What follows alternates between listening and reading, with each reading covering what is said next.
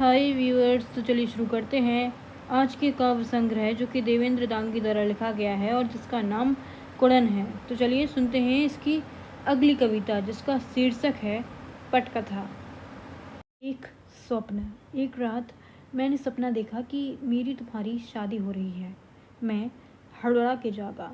मैंने देखा सब सो रहे हैं। फिर यकीन हुआ मैंने सपना देखा है। ठीक भी है। एक रात में अब ऊंच नीच जात पात मिट सकती है क्या? तुम ही बताओ। मिट सकती है ऐसे ही सपनों में। स्वप्न हमारी हसरतों की फीचर फिल्म है, मुझे जिसकी पटकथा तुमसे मिली है। इसी के साथ ही कविता समाप्त होती है। तो चलिए अब सुनते हैं इसकी अगली कविता जिसका शीर्षक है मेरी कविता ऐसी हो। इस कविता के माध्यम से कवि ने बताना चाहा है कि उसकी कविताएं कैसी होनी चाहिए। तो चलिए सुनते हैं ये कविता। मैं रुई पर एक कविता लिखूंगा और उसे तेल में डुबाकर दिए में सजाऊंगा। फिर संसार के सबसे ऊंचे पर्वत पर जाकर मैं उस दिए को जलाऊंगा। मेरी कविता में समूचा विश्व नहा रहा होगा।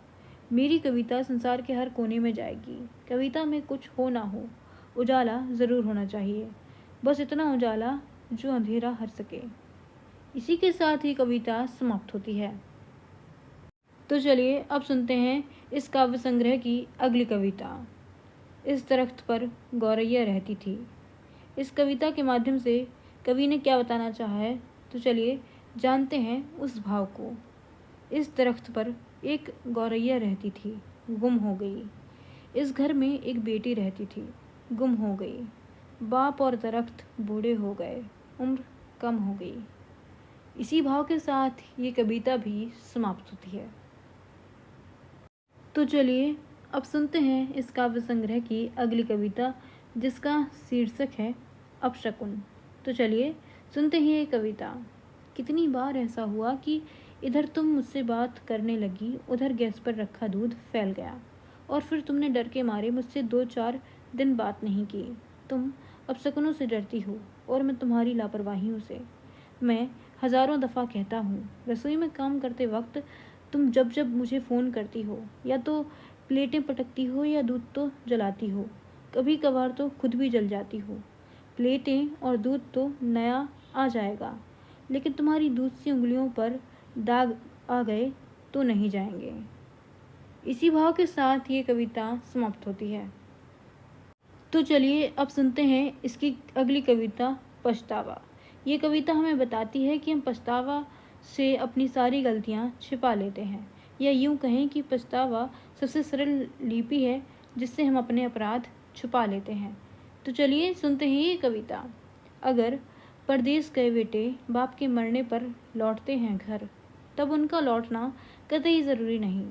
अगर नशे में धुत शराबी पत्नियों को बेल्टों से मारते हों और नशा फटने पर मांगते हों माफ़ी, तब उनकी माफ़ी मांगना कतई ज़रूरी नहीं। धनुष पर चढ़ा तीर, बंदूक से निकली गोली, जुबान से निकली बोली और बिगड़ी हुई बात लौटती नहीं है, विध्वंस करती है। पछतावा सबसे सरल लिपि है जिसमें हम अपराध छुपा लेते हैं। इसी के साथ ये कविता भी समाप्त होती है। तो चलिए अब शुरू करते हैं इस काव्य संग्रह की अगली कविता जिसका शीर्षक है मेरी ज़िंदगी ताने में कट गई, जो बताती है कि कुछ लोगों की ज़िंदगी तानों में ही कट जाती है। तो चलिए शुरू करते हैं ये कविता।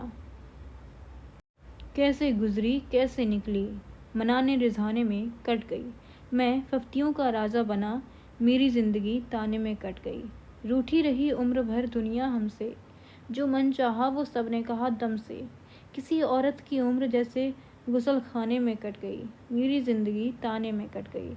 मैं जीवन से उबा, मैं उदासी में डूबा, मैं मर ना सका, मेरी मृत्यु उचट गई, मेरी ज़िंदगी ताने में कट गई।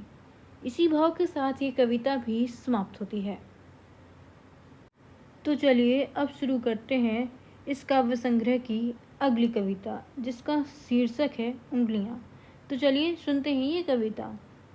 एक वक्त तुमने मेरे गले लिपट कर मेरी पीठ पर लिखी थी प्रेम की वर्णमाला। ताज्जुब, आज तुम उसी लेखनी को नहीं पहचानती। आदमी की पीठ कितनी भी कठोर हो, औरत की उंगलियां फेरने पर मुलायम हो जाती है। मेरी पीठ पर तुम्हारी उंगलियों के निशान हैं, तुम्हारे नाखूनों में मेरी पीठ के अवशेष होंगे। इसी के साथ ये कविता भी समाप्त होती है। तो चलिए अब शुरू करते हैं इस काव्य संग्रह की अगली कविता, जिसका शीर्षक है गाँव। तो चलिए सुनते हैं ये कविता। एक नहर को पार करोगी जब तुम आओगी मेरे गाँव, दोनों बगल में कांटे होंगे, बीच बीच में फूल चले, कुएं हैंडपंप पर पनहारन घूंघट में से झांकेगी, घूंघट केवल गांव में जिंदा, शहर के वासी भूल चले, काले गोरे सात जात के नन्हे मुन्ने प्यारे प्यारे, एक ही धुन में एक ही रास्ते बच्चे सब स्कूल चले। मैं गांव का रहने वाला हूँ, घुलने में वक्त लगेगा ना, तुम नाप तोल के बतलाना कि लड़का कितना कूल चले। मैं गाँव ही लिखता, गाँव ही पढ़ता, गाँव ही अपनी राम कहानी, पढ़ने वाले तुम बतलाना कि फर्जी कविता आगे है कि ज़्यादा कविता मूल चले। इसी के साथ ये कविता भी समाप्त होती है। तो चलिए अब शुरू करते हैं इस काव्य संग्रह की अगली कविता, जिसका शीर्षक है चाह। इस कविता के माध्यम से कवि ने अपनी चाह बताई है। तो चलिए सुनते हैं ये कविता। जैसे अकेले आसमान में घूमती है अकेली चील, जैसे फैले रेगिस्तान में घूमता है प्यासा राहगीर, वैसे मेरे दिमाग में अकेली घूमती हो तुम। चील को खाना, प्यासे को पानी, मुझे तुम चाहिए। इसी के साथ ये कविता भी समाप्त होती है। तो चलिए अब सुनते हैं इस काव्य संग्रह की अगली कविता, जिसका शीर्षक है क्रिकेट और किसान। तो चलिए शुरू करते हैं ये कविता। वर्ल्ड कप में बरसात। अचानक हुई बरसात के कारण एक क्रिकेट के मैदान में उदासी पसर गई। हजारों की तादाद में कुर्सियों पर बैठे दर्शक मुर्दे हो गए, जो बारिश के ठीक पहले जिंदा थे। गेहूं के खेतों में मुस्कान दौड़ गई। सबसे कमज़ोर किसानों की पसलियों में खून बहने लगा। गर्म मेड़ पर बेसुध पड़े किसान सौंधी महक सूंघ कर जिंदा हो गए, जो बारिश के ठीक पहले मर गए थे।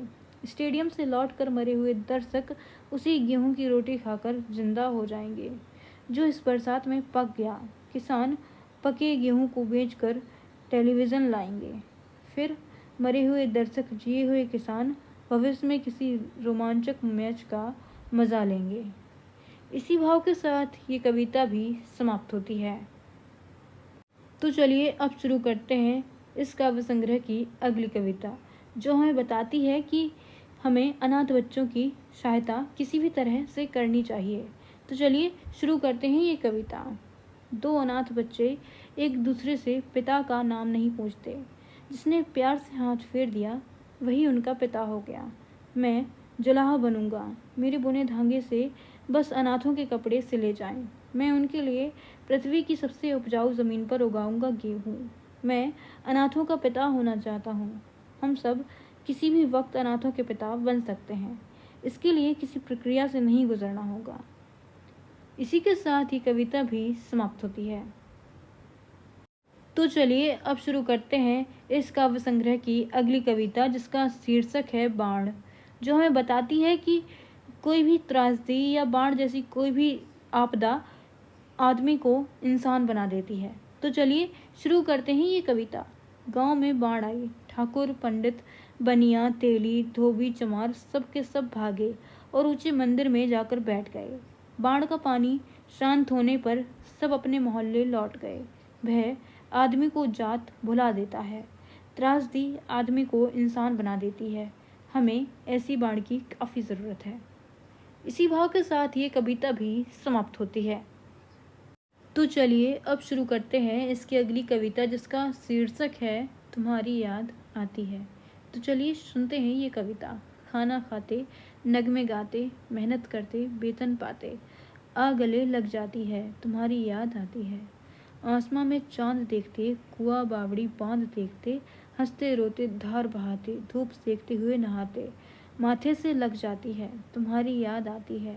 तेरी वो तस्वीर देखते, उसमें प्यारी हीर देखते, बेमौसम कश्मीर देखते, तुझमें गालिब मीर देखते, सीने से लग जाती है, तुम्हारी याद आती है। इसी के साथ ये कविता भी समाप्त होती है। तो चलिए अब शुरू करते हैं इस काव्य संग्रह की अगली कविता जिसका शीर्षक है शराबी पति। तो चलिए सुनते हैं ये कविता। उसने उपवास रखा शराबी पति के लिए। उसने घर आकर उपवास नहीं सर तोड़ा और फिर माना गया उपवास रखने से शराबियों की उम्र नहीं नशा बढ़ता है। जैसे सांप को दूध पिलाने से बढ़ता है जहर, और तब से पत्नियों ने शराबियों के लिए उपवास नहीं रखा बेलन या तवा, ताकि उनके जानवर होने से पहले फोड़ सकें उनका सिर, उतार सकें उनका नशा। तब से वेलन और तवा को अबला का हथियार मान लिया गया। इसी भाव के साथ ये कविता भी समाप्त होती है।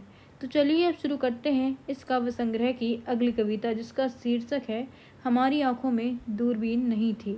तो चलिए शुरू करते हैं ये कविता। हमारे मकानों की छतों में आपस में इतनी दूरी थी कि हम दोनों एक दूसरे को चील की तरह दिखते थे।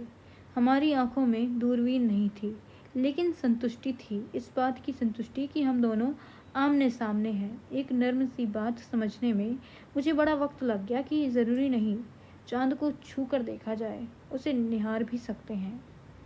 इसी के साथ ये कविता भी समाप्त होती है।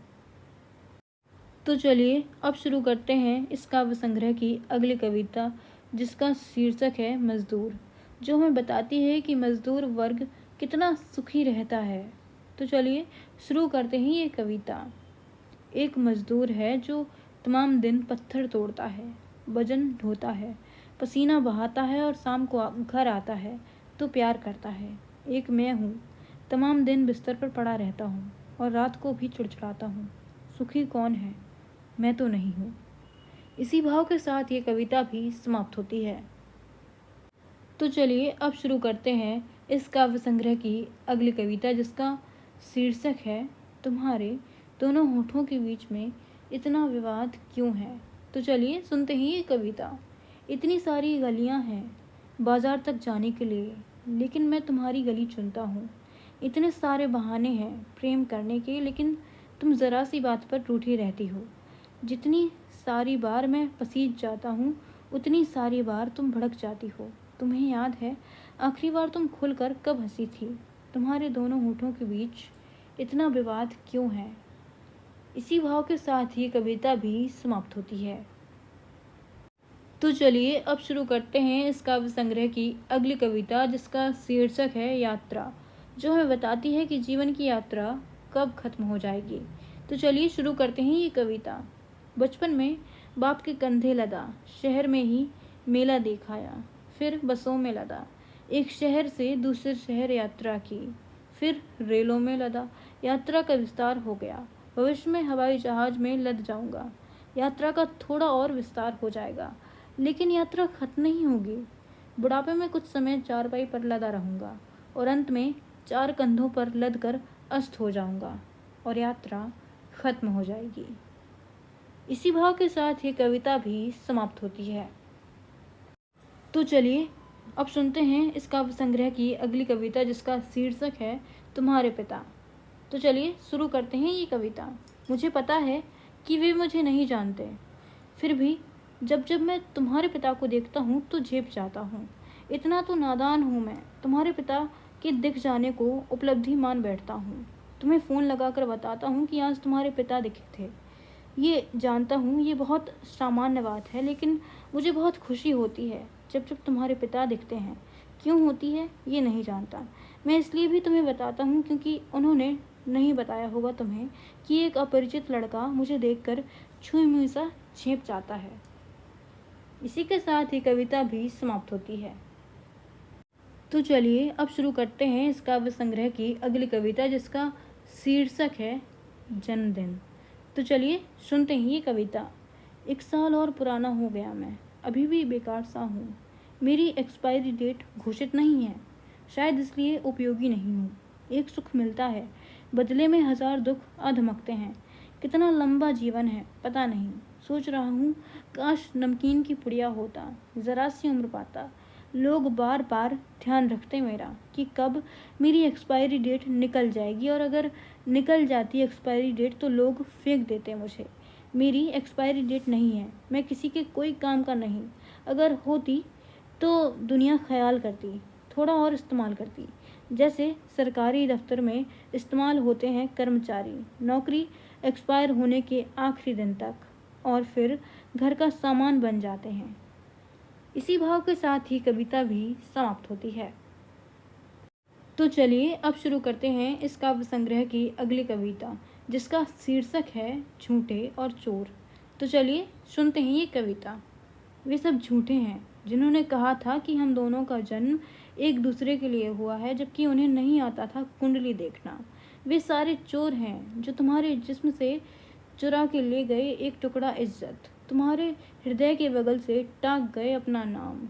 और वे सारे मूर्ख हैं, लापरवाह हैं, जिन्होंने नहीं सुनी थी बचपन में माँ की बातें कि बेटी झूठों और चोरों से सावधान रहना। इसी के साथ ये कविता भी समाप्त होती है। तो चलिए अब सुनते हैं इस काव्य संग्रह की अगली कविता, जिसका शीर्षक है धर्मनिरपेक्ष। प्रकृति की सारी चीज़ें धर्मनिरपेक्ष हैं। चांद नियम से निकलता रहेगा। ईद या करवा चौथ हमारी विविधताएं हैं। आग में पकी ईंट पर नहीं लगते प्रतिबंध। उसी से मंदिर बनना है, उसी से मस्जिद, उसी से गुरुद्वारे, उसी से गिरजाघर। इसी भाव के साथ ये कविता भी समाप्त होती है। Thank you for watching.